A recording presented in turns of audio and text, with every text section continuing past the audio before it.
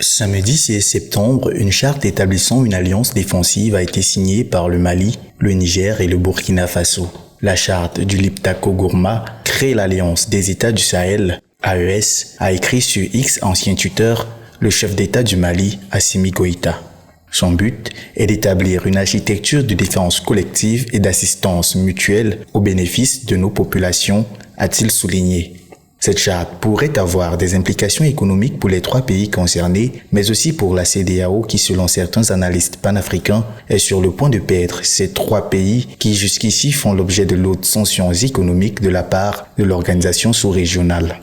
Selon Abdoulaye Diop, ministre des Affaires étrangères du Mali, si la priorité reste la lutte contre le terrorisme, cette alliance sera une conjugaison des efforts militaires, mais aussi économiques entre les trois pays. En d'autres termes, cette nouvelle alliance donne l'opportunité à ces trois pays de se soutenir mutuellement sur le plan économique dans un cadre légal, faisant ainsi face ensemble aux sanctions économiques de la CEDEAO qui pourraient se dresser comme un obstacle au développement de ces pays et à l'épanouissement de leurs populations respectives. Cette alliance pourrait donc permettre au Mali, au Burkina Faso et au Niger de se soutenir mutuellement sur le plan économique et ainsi améliorer les conditions de vie des populations.